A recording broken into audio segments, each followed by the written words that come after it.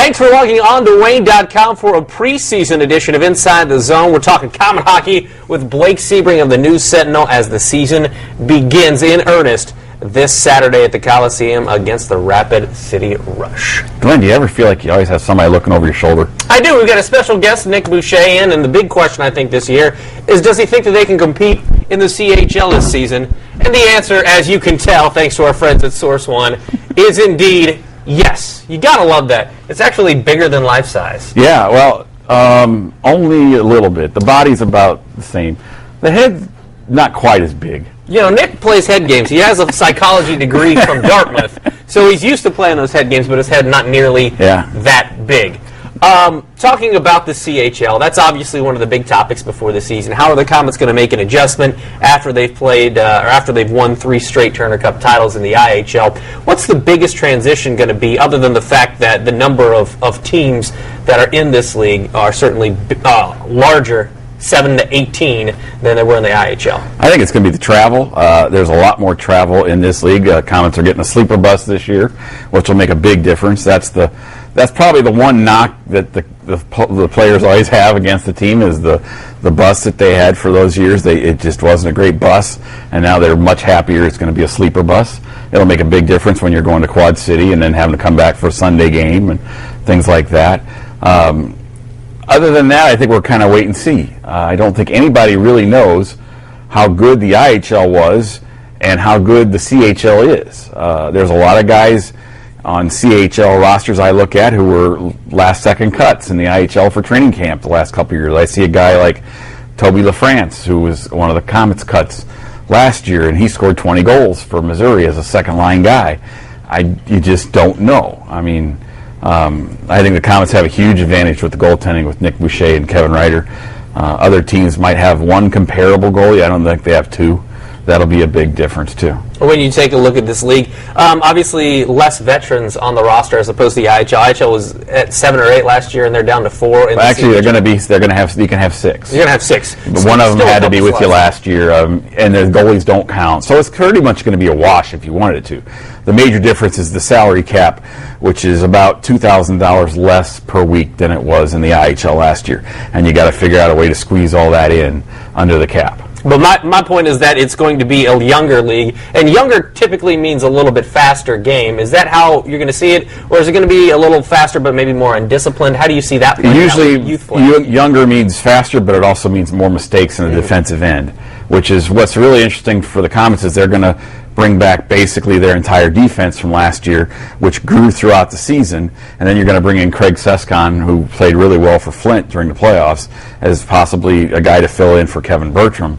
So, I mean, the Komets, the biggest problem, not problem, but this is the biggest situation last year was how long it took the defensemen who started 4 rookies to get up to speed on Al Sim's system. Now you can start with the same pairings right off the bat, and if you want, and you should be ahead of the game. You should be ahead of all these other teams defensively. Well, let's dive into the Komets roster, because this year is a year of turnover when you take a look at guys like Colin Chalk, Shaffy, Huckalo, Birdie, all those guys. Yeah, Ciro's not back. Retired, actually. Yeah.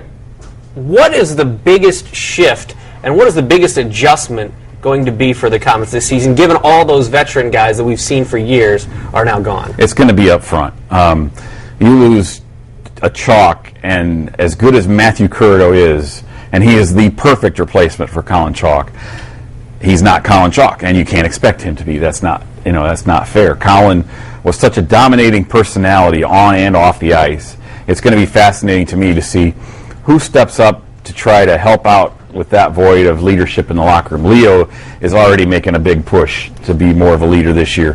PC's been much more talkative, and he's already been one of the leaders. I think you'll see guys like Kaylee Schrock and Curado, and maybe Brandon Warner has been, talking a little bit more. These guys have been through the wars. There's no reason for them not to step up and talk if they feel the need and stuff. They can trust themselves. I mean, you've won 3 championships. If you're Brandon, you've won 4, counting Michigan State. I mean, you've been in the biggest games. You can do it, When you take a look at defensively, Colin Chalk was the heart of this team, in my opinion, and it has been for a while. It made everybody better, which is really the key in being a great player. Defensively, though, Kevin Bertram, I think people are going to miss him more than they realize, because he was the guy that all the young defensemen wanted to play with on that line. He was the guy that when you took a look at plus-minus, boom, he stood out. How are they going to replace him? He was also the guy who was on the end at every championship game. You know, I mean, he was the guy out there with Guy or Danko or whoever. He was the guy last on the ice, you know, and there's a reason for that, because he was really good at that. So someone's going to have to step up and do some of that role, too. Maybe Sescon's that guy. It's going to be fascinating. I really am looking forward to seeing Frankie DeAngelis and Brandon Warner playing together from the start this year.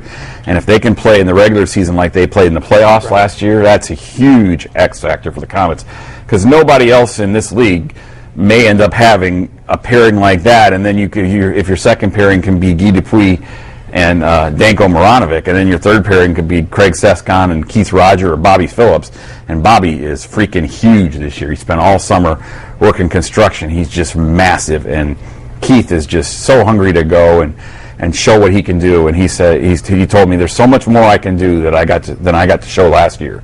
And they're both really, really ready for it. You kind of touched on it before. What does it mean to bring Kevin back in goalie when you've already got Nick? Because last year we saw what can happen when you have two high-level goalies with Timmy and with Nick. And now they're doing it again with Ryder. Last time he was here, all he did was help win a Turner Cup championship. Well, for one thing, Kevin makes Nick a better player, on and off the ice. I mean, Kevin, those two are best buds. I mean, they were so excited when Kevin was signing. I mean, Nick was emailing me from Australia, and Kevin was calling me from Pittsburgh, and they were yakking back and forth. I mean, Kevin roomed with Nick at the start here until his wife got into town. I mean, it's like they're best friends, and it just makes such a huge difference. I asked, you don't expect the goalies to be leaders, but both of these guys have got the experience, and they can do it. And I asked them about taking up some of the leadership stuff. Why not? I mean, they've been around long enough. They've won titles, and they're among the older players on the team. And Nick made a really interesting point to me that with Kevin around, if Kevin's in goal, he said the goalies that's playing shouldn't necessarily be trying to do the leadership stuff. He should just be worried about what he's playing. But the guy who's on the bench has every right to step up and say some things if need said, or to work with the defense, or even work with the goalie. And both of those guys respect each other so much that they'll just take it to heart whatever the other one says. I mean, it just makes them better because they're together. So they're blending together very well. Naranjo, Petrazo, those are two guys that they've played against. How do they factor in, and how are they accepted by the team? Because we've seen the Komets accept guys mid-season, like Leo a few years ago. Yeah. Rod Althoff played a nice role a couple years ago in a Turner Cup championship team. Guys that they've played against, guys that they don't seem to like, but then when they come to the Komets team, boom, it all clicks. Well, let's put it this way. The one guy I'm hearing from everybody that they're shocked how good he is, and they knew he was good. They didn't know he was this good. Is Brandon Naranjo. Everybody, all the defensemen are like, that guy's strong, and he's sneaky, and he's really, really, they are pleasantly surprised at how good Brandon is. And Brandon comes from Michigan, and he wanted to get back into a winning program, a winning atmosphere again, and he's really made a strong statement in camp. Petrasso, I think everybody knew how good he was. He's got such amazing hands in the low slot. He kind of reminds me of Terry Marchant that way. He's like always around the puck. I mean, when there's a loose puck in the slot, somehow it ends up on his stick and bang, it's in.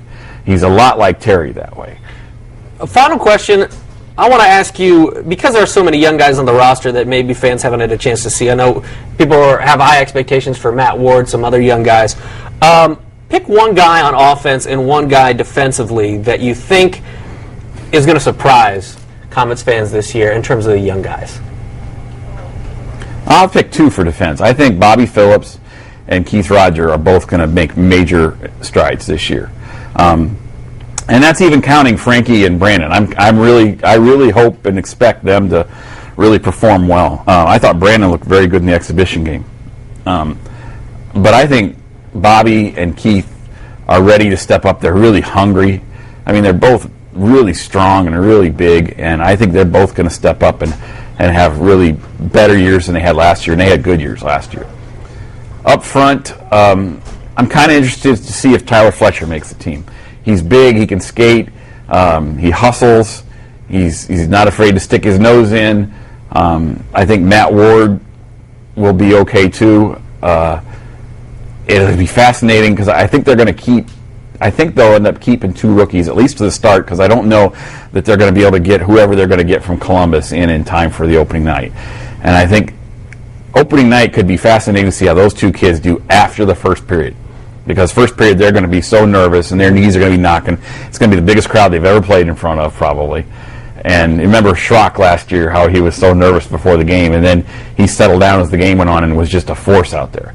I could see both of those kids taking advantage of that. Yeah, Fletcher had a nice goal in the exhibition opener. I guess the big question is, are they going to win that opener? And according to Nick, the answer would be I'll tell you this, yes. Glenn, these guys are ready for Rapid City. They feel like they got disrespected a little bit over the summer by some of the CHL fans, wondering how good they really were. They the only good team in a small league, and they've been talking about Rapid City in this game for 2 months. I mean, yeah, the special section coming out Thursday, but we'll have stuff every day. We had a huge survey on the CHL, who's the best hitter, the best fighter, the best skater, the best ice, which is the most obnoxious fans, and all that. So, I mean, we had all that today. There's something special pretty much through next Tuesday. All right, something to look forward to, and of course, the season opener Saturday at the Coliseum against Rapid City. He's Blake Sebring, I'm Glenn Marini, and thank you for logging on to Wayne.com.